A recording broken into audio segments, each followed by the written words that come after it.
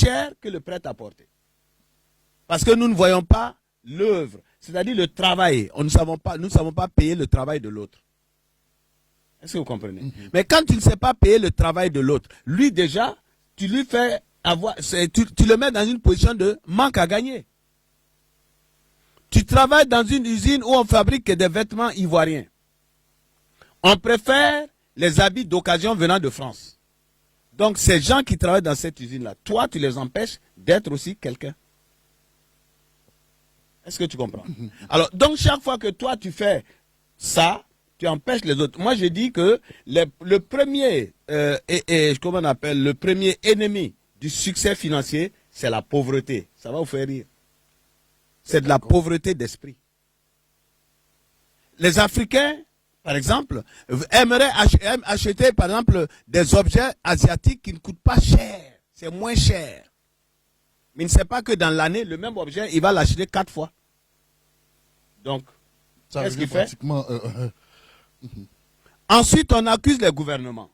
Je dis et je répète, nous sommes en train d'aller à un stade où les gouvernements ne pourront plus donner des emplois. Les statistiques nous montrent que d'ici 35 ans, près de 75 à 80% des emplois que nous connaissons auront disparu. Il ne restera peut-être que des emplois administratifs et il faut recréer d'autres emplois.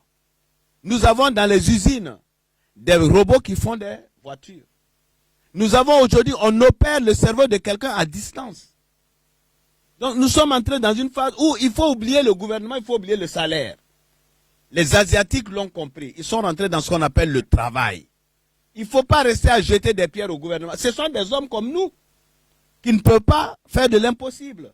Ils sont dans le même contexte que nous. Est-ce que vous comprenez? Donc le deuxième critère qui empêche d'avancer, j'ai dit d'abord la pauvreté d'esprit et je dirais la paresse. Parce que c'est la paresse.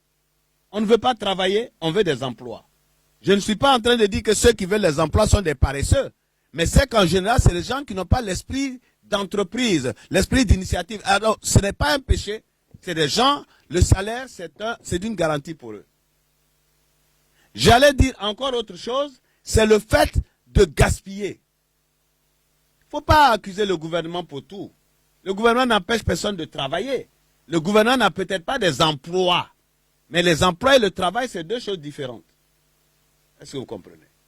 Et je dirais donc, un autre critère, c'est quoi? Un autre critère, c'est le gaspillage. Tous ceux qui se plaignent de l'État, c'est ceux qui sont assis dans les maquis tous les soirs. C'est ceux qui peuvent prendre de l'argent, acheter pour des filles, acheter ceci, acheter cela.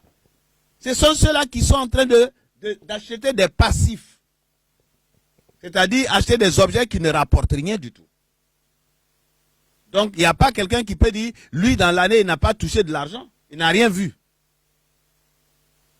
Mais, qu'est-ce que tu en as fait? Un autre encore, c'est quoi? C'est le fait de ne pas savoir se payer.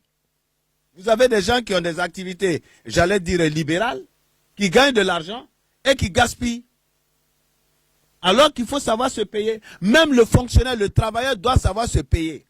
Le salaire que je perçois, dans ce salaire, il y a une part que je mets de côté qui n'est pas dépensable, quel que soit alpha. Comprenez? Il y a des gens, par exemple, qui rentrent dans des activités. Ils ont mis de l'argent dans des activités, ils vont aller reprendre cet argent pour le bouffer.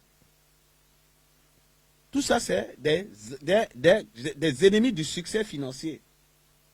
Et je dis pour finir, le plaisir. Le plaisir est ce qui tire l'Africain en bas. Le plaisir de boire. Il va dans le maquis, il va boire, même quand il n'a pas soif. Le plaisir de manger. Il va aller manger, même quand il n'a pas faim. Le plaisir d'être avec les amis. Lesquels amis, le jour, ça ne va pas, ne te cherche même plus. Mais ils sont amis pour gaspiller. Amis pour être ensemble, pour dépenser. Mais le jour que ça ne va pas chez toi, le jour où tu ne manges pas dans ta maison, le jour où tu es malade, ce n'est pas eux là qui vont cotiser pour venir te trouver. Si tu es mort, ils viendront à ton enterrement pour dépenser. Est-ce que vous comprenez? Ensuite, nous avons, j'ai dit la paresse, nous avons aujourd'hui la facilité. Surtout la jeunesse. Beaucoup ont écouté des coachs qui ont dit que le salaire est une malédiction. Et qu'il faut entreprendre, il faut être entrepreneur. Mais est-ce qu'ils savent que tous les entrepreneurs ne réussissent pas? Lorsqu'on monte 1, 2, 3 qui ont réussi, ça ne veut pas dire dès qu'on entreprend, on réussit. Donc la paresse est le fait de croire aux choses faciles. Nous avons vu toutes ces activités sur le net où on fait rêver. On dit tu mets 10 000 francs ici et puis ça multiplie. Tu mets ça, ça se multiplie. Donc au fur et à mesure, les gens sont en train d'apprendre à être des paresseux. Et je vais vous dire, dans les années qui vont venir, vous allez voir. Vous allez voir toute une flopée de jeunes pauvres. La pauvreté va s'accroître. Parce que la richesse vient par le travail. La richesse vient par le fait d'avoir un objectif. Il faut avoir une vision.